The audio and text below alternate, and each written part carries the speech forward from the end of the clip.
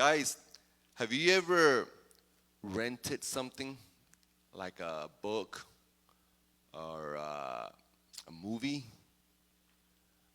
Back in the days, it sounds like a long time ago, but if we wanted to watch a movie, we would go to this place called Blockbuster. Does anybody remember Blockbuster? We used to go to Blockbuster, and we would get these big old VHS tapes, humongous. That's where we would go to get the movies. There was no streaming, there was no online, none of that. So we would go and rent a movie, and you would pay a certain fee, and then they gave you, I think, 2 or 3 days, and you had to return it. So the whole time you rented this, you knew that it was not yours. You knew that it belonged to somebody else, so you had to take care of it. And it's the same way as with a car. If you rent a car, you go, you rent it for an X amount of days. In those days that you have it, you know you got to take care of it. They always offer you insurance. I never get it, but they always offer you insurance. Because if there's a damage, if there's something scratched, you're going to be responsible for it because it's not yours, right? It doesn't belong to you. You just rented it. It belongs to them. And then there is a certain day that you got to return it, and they're going to go check it. They're going to inspect it. And if there's a scratch or there's something that's wrong with it, or the page is missing out of the book or anything like that, well, there goes your money. There goes your deposit. You usually give a deposit. They'll keep it because they lent it to you. They gave it to you, and then there's a day when where they will inspect it, right? And so you're saying like, okay, what does this have to do with the Bible? Well, there's a story that Jesus told us. This is kind of similar to that, and I want us to read this story. Remember that we are going over some of the most famous, most important stories that Jesus told us. These stories that Jesus told us were called parables. And parables is just another way of explaining a spiritual truth through a story, through an illustration. So today we're going to read another one that he said that's it's considered one of the most important ones. And if you have your Bible, open your Bible to Matthew 25, because we're going to read a story in the Gospel of Matthew, chapter 25. And just follow along. If you have your Bible, follow along. Let's read it. We're going to read in the Gospel of Matthew, chapter 25, verse 14. Now listen to what Jesus said. This is just a story. Again, a story to explain a spiritual truth. It's a story, it's an illustration, but there's something spiritual in here. Something very, very important having to do with spiritual truth. It says, Matthew 25:14, "It will be like a man going on a journey who called his servants, and he entrusted to them his property. To one he gave 5 talents, to another 2, to another 1, each according to his ability. Then he went away. He who had received the 5 talents went at once and traded with them, and he made 5 talents more. So also he who had 2 talents, he made 2 talents more. But he who had received the 1 talent went. He dug in the ground and hid his master's money. Now, after a long time, the master of those servants came, and he settled accounts with them. And he who had received the 5 talents came forward, bringing 5 talents more, saying, 'Master, you delivered to me 5 talents. Here, I made 5 talents more.' His master said to him, 'Well done, good and faithful servant. You have been faithful over a little. I will set you over much. Enter into the joy of your master.' He also who had the 2 talents came forward, saying, 'Master, you delivered to me 2 talents. Here I have made 2 talents more.' His master said to him, 'Well done, good and faithful servant. You have been faithful over a little. I will set you over much. Enter into the joy of your master.'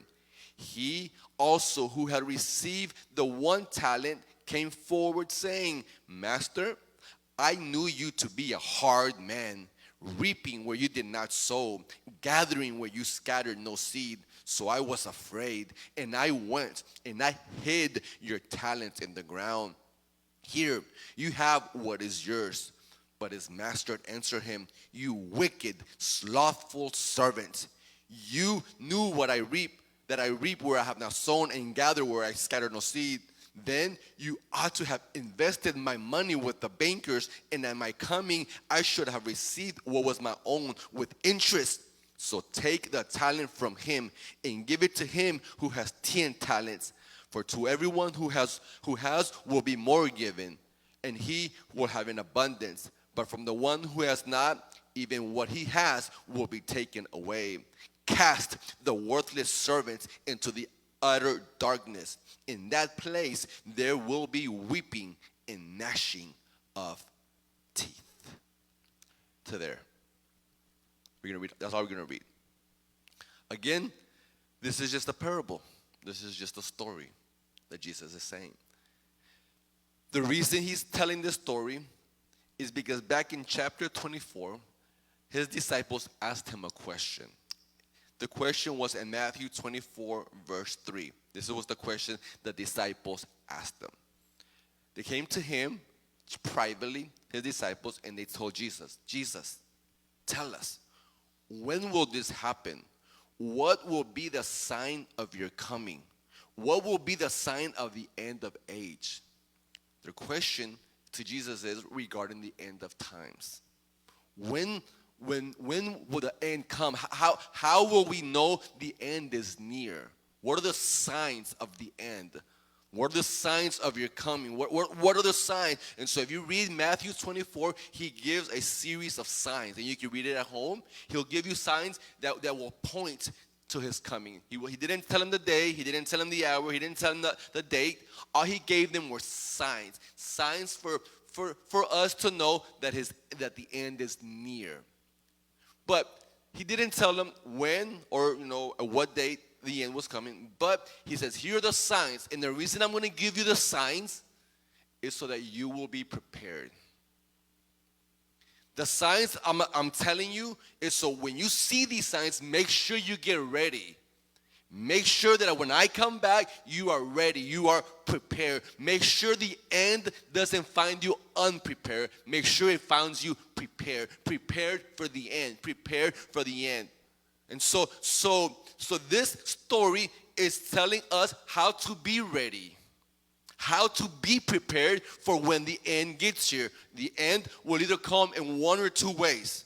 There's only two ways that the end will come. One way is he comes back right now. Or the other way is you die. So there's two. It's guaranteed the end will come. One way is he comes back, or the other way is you die. So it's 100% guaranteed the end will come. But the point of the story is he wants us to be ready for the end. He wants you to be ready for the end.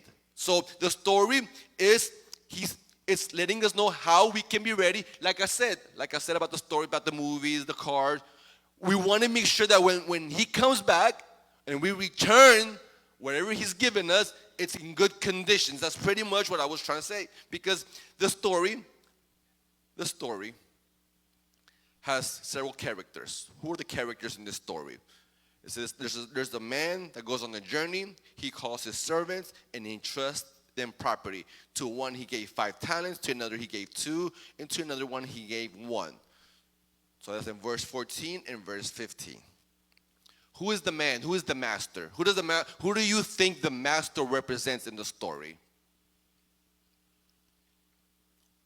Who do you think the master in this story? There's a master, there's an owner, there's a man with a lot of wealth. Who is he? Who do you think?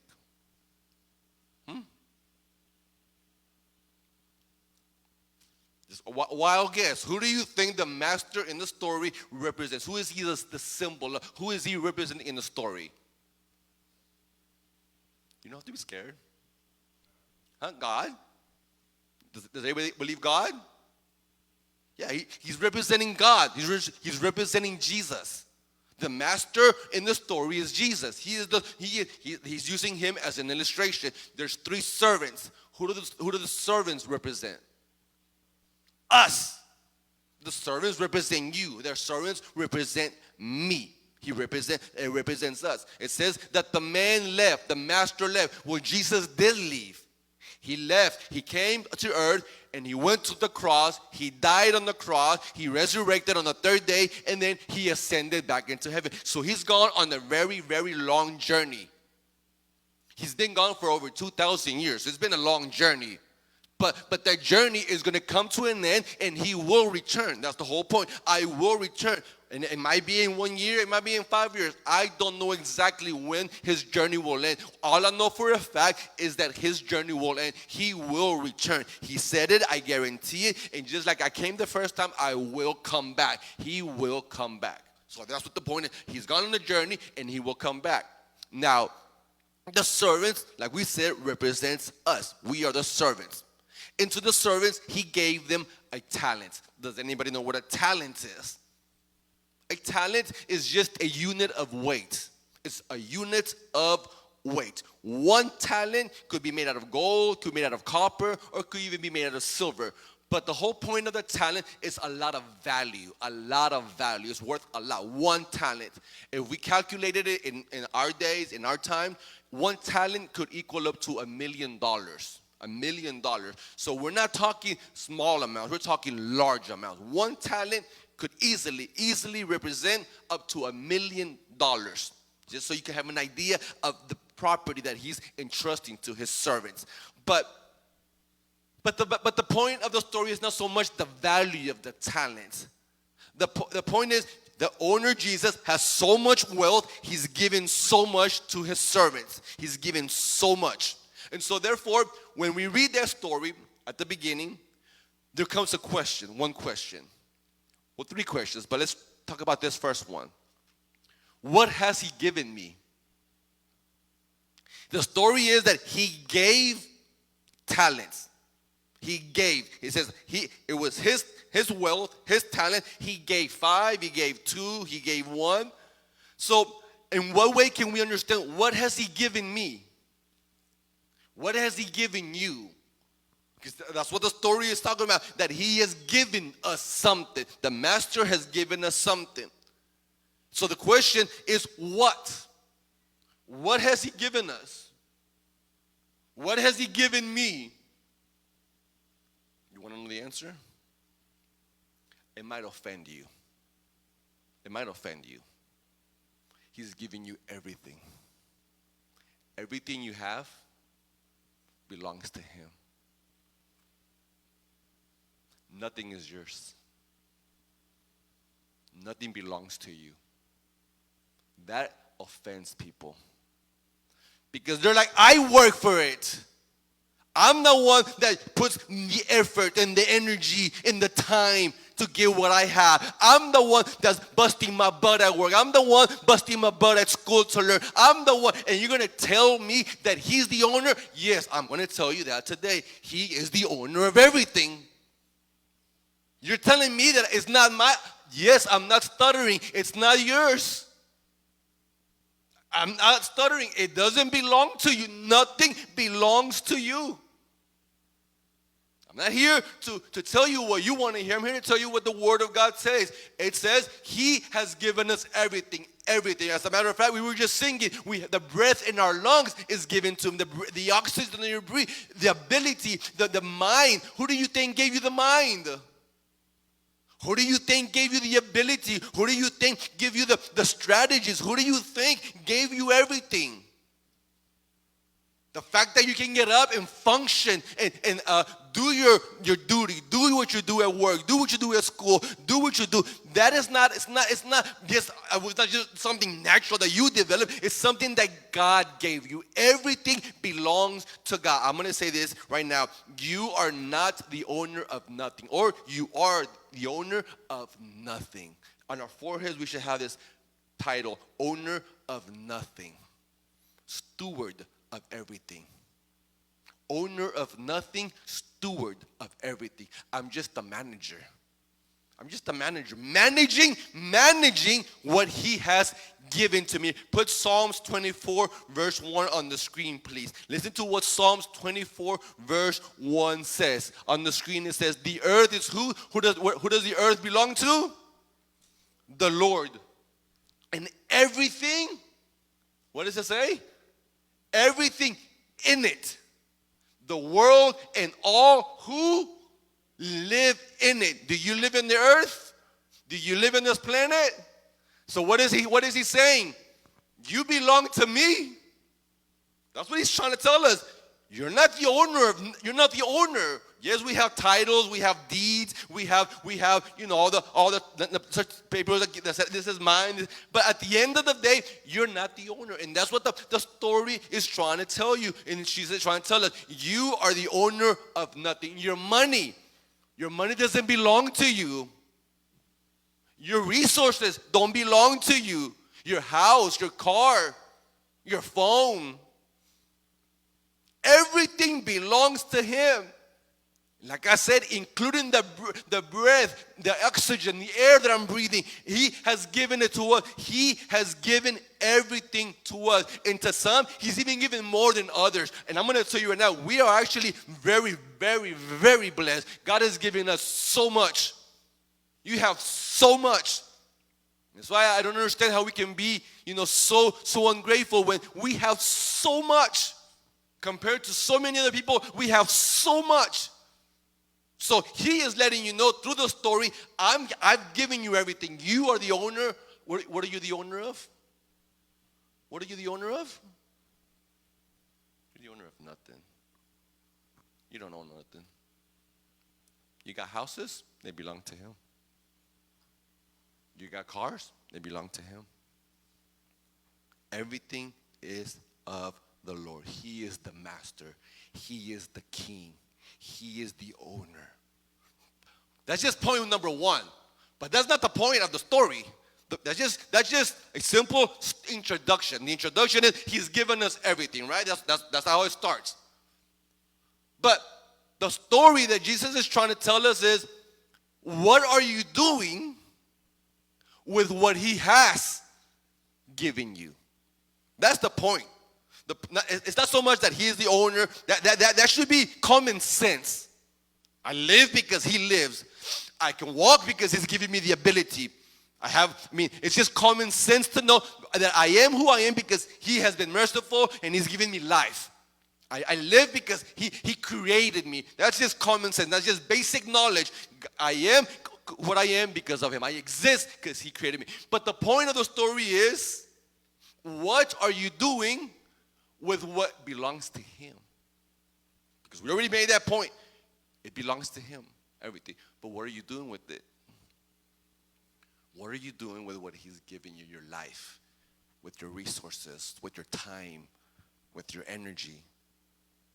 How many servants were in the story? How many servants, guys? 3. 3 servants. 3 servants. Okay. Verse 16. He gave one 5, and the one that received 5 says he went at once and traded with him, and he made him 5 more. The other guy that received 2 also at once went and got him 2 talents more. But there's one. The one that received 1, he didn't do nothing. He just went and dug in the ground and hid his master's money. So out of these 3, 2 of them understood what? That they were not owners, that they were stewards. Out of the 3, only 2 understood this concept. They understood, this is not mine. I have to do something with it. I have to maximize it. I have to do the most that I can. Out of the three, 2 of them understood. So the 2, let's briefly go over the first 2. The one that got 5 and the one that got 2. Listen to the word in verse 16. He says that they went at once. So as soon as they received what they got, immediately, they didn't waste time. They didn't waste time. Immediately they went to work. They put their energy. They put their effort. They snapped into action. to go and maximize. What does that tell us about those two? If immediately they receive when they receive the talents, they go and put them to work. They go invest. They go to do what they can do. What does that at once let me know? It lets me know that they're using their effort, their energy to please who? To please who? God. They're using their energy. They're using their effort. Everything that they're focused on, we want to please the one that gave me everything. With what he gave me, I want. At once means they didn't waste time. They didn't care about it. No, they want to please he who gave them the talent. They want to please them. They want to use their energy, their attention, their effort to pleasing the master. We are going to maximize his resources to the fullest. We want to just please him. We just want to honor him. But there was one. There was one. What did he do with it? The one that received one, what did he do? What did that tell you about him? He didn't care. His desire was not to do what? If the other two wanted to please God, this one doesn't care. His aim, his purpose in life is not to please he who gave him the talent. That's not my goal. That's not my purpose. That's not my objective. I live for self. I'm not going to maximize his resources. I'm not. And you know what really catches my attention from this guy? What does the story call him? What does the story call him? What he called all three of them. What were their titles? Servants. Is he acting like a servant? So he just has a title, servant, but he's not acting like a servant. You know what that reminds me of? Of so many people that are called Christians, but they don't act like Christians. He has the title servant, but his attitude, his behavior doesn't line up with his title. It's just a title. It's just a name, but his actions, his life, it doesn't seem like he's a servant. He's called a servant, but in reality, his life is showing that he could care less. His focus is not Christ. His focus is not God. Yeah, I know about him. Yeah, I've heard about him, but I don't live for him. So you can be a Christian by title, but by heart you're not a Christian. Because you don't live for Christ. You don't live for the Lord. I mean, you know about him. You call yourself a Christian like this guy. But look at your life. Is your focus, is your energy being used to please him? Are you using your resources? Are you using your energy, your time? Where do you spend most of your money? Yeah, I mean, that's a great way to evaluate. Do you ever use any of your money for God's resources? If you go to your bank account and look at your transaction, is there anything being used for God's kingdom? Or it's all for your luxury, all for your well-being, look at your time. Where do you spend most of your time? Binging Netflix? Scrolling on your phone, on social media? You see what I'm trying to say? So this guy, his name is servant, but he's not acting like a servant. He's acting like a man who doesn't care. Guys, have you ever, in one moment of your life, have you ever stopped and said, Lord, what do you want me to do for you? Have you ever stopped and just said, Lord, what do you want me to do? What do you want me to say? What do you want me to do with this? Lord, have you ever stopped and said, Lord, where can I serve you? If you haven't, it's because your mindset is still thinking you're the owner and not a steward. A steward knows, Lord, if you've given me this, in what way can I serve you? If you've given me this talent, if you've given this career, if you've given me this home, if you've given me this car, Lord, Lord, my life belongs to you. Tell me, what would you like for me to do? Where would you want me to spend my money? What is it? Guys, this sounds so radical to you, but it's not radical. This is just basic Christianity. I'm not saying anything radical. This is just Christianity 101. It might sound radical because the Christianity that we're living today is so cultural. It's about making me feel good. I have Jesus, but you don't surrender to God. That's the Christianity that people are living like that servant. I'm called a servant, but I live for my interests. I live for my desires. But I'm called a servant. That's cultural Christianity. That's not biblical Christianity. Biblical Christianity is where you surrender to Him. You surrender your life and you say, Christ, you are the Lord of my life. You are the owner of everything. I surrender. Whatever you want me to do, I will do. I will go whatever path you want me to take. That is Christianity 101. It sounds crazy. Wow, I can't believe Pastor said. But it's just because our minds have been saturated with this cultural Christianity that's not biblical. I'm teaching you biblical Christianity, not cultural Christianity. Are we understanding? So are you cultural Christian or biblical Christian? Are you the servant that's called the servant, but don't act like a servant? Or are you the other two that, man, as soon as they received it, they went at once because they understood He's the owner. He's giving me life. He's giving me everything. Let's maximize His resources. Let's use everything that we have, so He can receive glory. A Christian wants God to receive glory. Everything I do, you know what I do it for?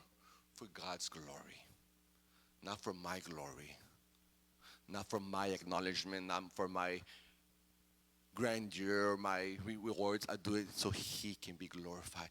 Because at the end of the day, I know that everything that I have, everything, all my talents, all my abilities, everything that I have, I know He gave them to me. So, the story teaches us what? He's the owner of everything.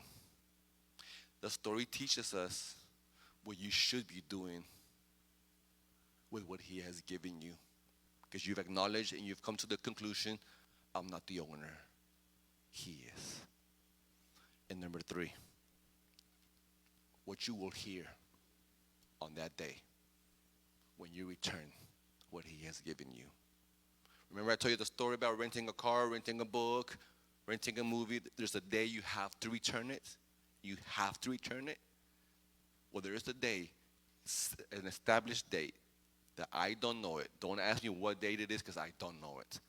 I just know there's a date. It's set in God's calendar where you will have to go again before Him and give an account like He did. He says He came back when they least expected it and He called each one of them. Come on. Come over here. Come on. It's called the day of an accounting. The day when you have to give an account. Come on. I gave you 5. I gave you 2. What y'all do with them? What did you do with the life that I gave you? What did you do with the resources? What did you do with the talents? What did you do with life? Did you waste it on yourself, or did you use your life for my glory? Did you waste your life? Did you do the same thing? Dig it, hide it, or did you do something for Him? So the 5 guys, the one with 5, what did he say? The guy with 5 talents, what did he say? What did he say? He doubled it. Lord, you gave me 5, but I used my time, my energy to maximize it. Here's 5 more. I mean, in other words, this man was dedicated. He was dedicated to what God had entrusted him. They used their effort, their time, their energy. Here you go. And then the guy with 2, what did he say? What did the guy with 2 do? Doubled it. Lord, you gave me 2. Here's two more. In other words, these guys are just representing the Christians that are using their life, their energy, their resources to live for him, for his honor, for him to receive the maximum. Here you go, Lord. You gave me this, and I dedicate it to you. Here you go. And what did those two hear? What do those two hear? You want to hear these words, guys, on that day. He says to those two, well done, good and faithful servant. Well done, well done. Enter into the joy of your master. Well done. Great job. And listen to the words he called them, faithful. All God is asking is for you is to be faithful. Not to be creative and this or that. Not for you to have so many followers. Not for you to have all this likes. Just be faithful to me. Be faithful. And then what did he say to them? Enter into the joy. That's a picture of eternity in God, in heaven with God. That's the picture. Enter into my kingdom. Enter into eternity with me. Enter into heaven. That's what we want to hear. But they heard it. They heard it because they devoted their lives to serving him, the owner. Their work, even I'm not, guys, please don't come out of here thinking that all of you have to become preachers. Don't think that he's calling you to be a preacher, a missionary. He's just saying everything you do. I mean, that even means in your work. In your family, if you're a father, you want to be the best father. If you're a daughter, you want to be the best daughter for his sake. If you're an employee, you want to be the best employee at your job. He's not calling us to drop everything and become, evangelist or pastor. He's saying your life. In other words, your daily life. If you're a son, if you're a father, you're a husband. If you're a child, if at school, everything that you do in life, everything, make sure you do it for my glory. Do it for my sake, my name. Serve him. Just serve him at school. Serve him at your job. Make sure, because he's watching you. And then that day, he will call you. He's going to call you, and you're going to say, Lord, I did this, I did that. I wanted to, my goal in life, my goal is to please you. To please you, Lord. Well done, good and faithful servant. Enter into the joy of the Lord. What did the other guy do with it? Listen to this. I think this is the sad part of the story. He came, the one that received one. Remember, it's not the point. The value is not 1, 2, 5. The whole point is, what do you do with what God gave you? Listen to what he says. The servant, that's called the servant but doesn't act like a servant. Verse 24, Master, I knew you to be a hard man. I know you reap where you do not sow, and you gather where you scattered no seed. So I was afraid, and I went, and I hid your talent in the ground. Here, you have what is yours. But listen to the answer of the master. Listen to what he tells him. You wicked, slothful, lazy servant. You knew that I reap where I have not sown and gather where I have not scattered. You ought to have invested my money with bankers, so at my coming I would have received my own with interest.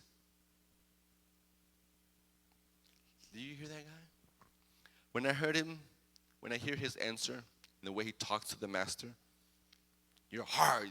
You reap where you don't sow, and you expect where you don't. In other words, he's calling the master unfair. You're not fair. He's calling the master an unfair. You don't treat us right. You're not right with us. This guy is something else. Was Jesus going to reward him? He only got one. If he would have came back with two, would Jesus reward him? Yes or no? Yes, because he wasn't looking for the amount. All he was looking for was for their faithfulness. It was not the amount. He completely misunderstood the master. His answer lets us know he didn't know the master. His answer lets us know that he didn't understand the master. He never understood the purpose of life. He never grasped it. He never understood it. He thought life was to live for self, for self-glory, self-interest, self-pleasure. He completely missed the point. He was so close, but he never knew the Lord. He wasted his life. He wasted it. And so at the end, Jesus tells him, you know what? Take it away from him. He's no good. He doesn't care about it. He's slothful. He's lazy. He's not dedicated. He doesn't want to. Just take it away from him and give it to the guy that has 10. Because obviously the guy that has 10, he's putting effort. He's putting time. He's responsible. He's dedicated. He's committed. Give it to him. Because this one, I'm going to use my language. He sucks. He's no good. He does nothing with it. So why waste my resources with this one when this one that gave 5 is working, dedicated? You know what? Let's give it to this guy. And that's why there's so many people in God's kingdom that you will see grow and they get high, because God sees their dedication, their responsibility, they put their energy, and then you will see some that will never get anywhere because they're slothful, they're lazy, they're not dedicated, they're not committed. So God says, since you don't want it, I gave it to you, but since you don't really want it, since you really don't care about it, then it's fine. It's fine. I'll take it away from you and I'll give it to he who does care. To he who shows responsibility and dedication. Take it away and give it to that person.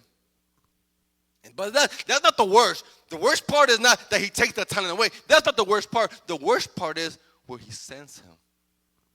Where did he send him? Where did he send that one?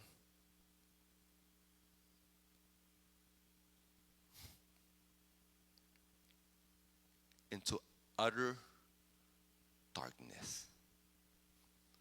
Jesus says, cast that worthless. Jesus is hard sometimes.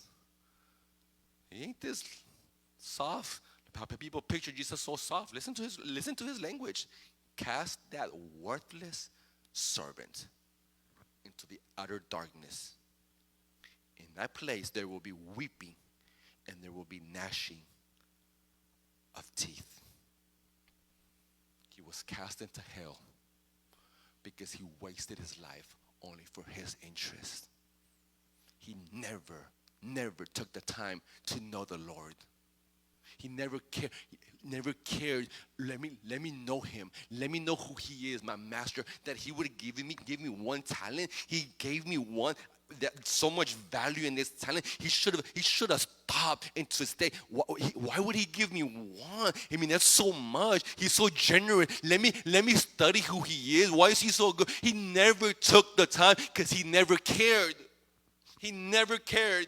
He was just fine having the title, but he never cared that his heart did not seek after God. He didn't care. He wanted to be the owner. Never did he stop to think, I am not the owner. I am just a steward. I am just a manager. And the reason you think you're the owner is because you don't know the master. This whole point of the story is not calling you to go do. It's calling you and me to know him. Please don't come out of this thinking, I got to do this, I got to do that. Don't come out of here thinking, I need to know him. If you leave this place today thinking, I got to do this, I got to do B, I got to do C so I can please him, you missed the point. The point of the story is, I do because I know him. I do because he knows me. That's why I do. I don't do because I want to earn credit with God. I don't do because I want God to like me and I want to be his favorite. No, I do because I know him. That guy never knew the master. Are we understanding, guys? Are you understanding? The point that Jesus is saying is the reason that you don't do nothing for me is because you don't know me. You just have a title of a churchgoer. You have a title of a Christian, but your heart never knows me. And that's why you keep thinking you're the owner. You're not the owner. You're just a servant. But what will take you to act like a servant, guys, listen to this, very important. I act like a servant. I act like one because I know him. I'm not here today and this morning preaching to y'all because I have to. I want to. I don't live my life the way I live it because I have to. Nobody forces me. I do it because I realize and I've known him. He is the master. And he has given me so much. He has given you so much. You know what he's giving you, guys? Not only did he give you life, I'm going to tell you right now, you're alive because he gives you life. But not only did he give you life, not only does he give you daily bread. We always have something to eat, always something to drink. We have shelter. We have our necessities of life we haven't met. God takes care of all of that. But if that wasn't enough, you know what else he gave? He gave his son to die for you. I mean, like, God, it's already enough what you do and you still keep giving. Guys, it's not I who give to him, it's he who gives to me. He gave me his son. His son on the cross was for me. And if that wasn't enough, that he sends his son to die for me, then you know what else he gives us? He gives us his Holy Spirit. I mean, he gives and gives and gives. And we can't stop to say, God, okay, please, what can I do for you? Not because I have to, but because I'm so thankful for everything you've given to me. Are y'all understanding, guys? It's not a system of obligation. You have to do this. No. It's a system of a relationship. I do because I know him. Christianity is not a religion of laws. You gotta do. No. It's something that should be natural. It's something that should be automatic because I'm aware of his goodness. I'm aware of his kindness. I'm aware of his love towards me. I sense it. I see it. So therefore, I act this way not because I'm being told to or I'm for or I'm obligated. No, I'm doing this because I know the master. So the question pretty much boils down to what? What is the question? Do you know the master? Or are you like that servant? How do I know? I already told you the whole sermon. How you know? Look at your life. Look at your energy. Look at your time. Look at your money. Look at everything. Look at all the concepts. And you will know. Are you the servants that are understood? I am not the owner. I am just a servant. Or do you continue to think you're the owner of your life? Are you the owner? Or are you a servant? I'm a servant when I know he who is the owner.